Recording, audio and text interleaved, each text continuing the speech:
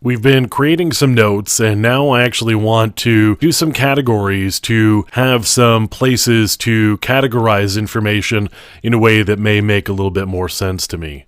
So I've got a number of categories here. I've got a default category, some HTML export ready, and so on. I've got scan results and Nessus output. And now I could actually add a category here. And let's just say I'm going to call it my notes.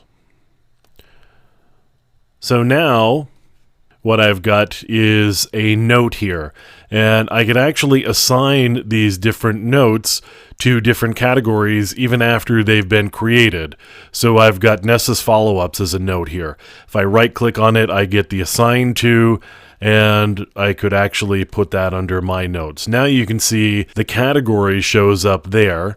And here I've actually got a couple of different notes, and let's do this. Let's assign this one to Nessus output, and now you can see I've got two categories here. So I've got the category Nessus output, and I've got one note under there, and I've got my default category here. And actually, let me create another category, and I'm going to call that category to do. So since this is a to-do note, I'm going to assign it as a to-do category.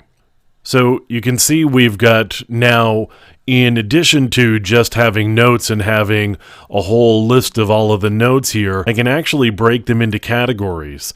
And I could add another note here and say another note. And at some point, I'm actually going to put this into one of the categories here, and I'm actually going to put it into to-do just to show what we can do here. I'm going to put it in to-do. And now at some point, if you had a lot of different notes and you wanted to just look at the notes in a particular category, you can see I can actually just collapse the to-do category branch here. And if I were to collapse this one, you'd have the note just disappear. So in terms of visual organization, I can collapse different things to make them appear smaller on the screen here so that I'm only looking at maybe the one category that I want to look at, and I'm not getting distracted by all of the other notes. So if I had a lot of different categories and a lot of different notes, I may want to collapse a lot of the information so that I'm only looking at what I really want to look at. So you can see I've got a lot of capability here in Dratus to do some organization, put a lot of data in, keep track of what I'm doing, have it in different categories, and it makes a really nice organizational tool for the type of work that we're doing here, because there is really a lot of management that's involved in doing these ethical hacking engagements or penetration tests, because there's a lot to keep track of from the different applications and the different services that we're looking at, the different ports that may be open.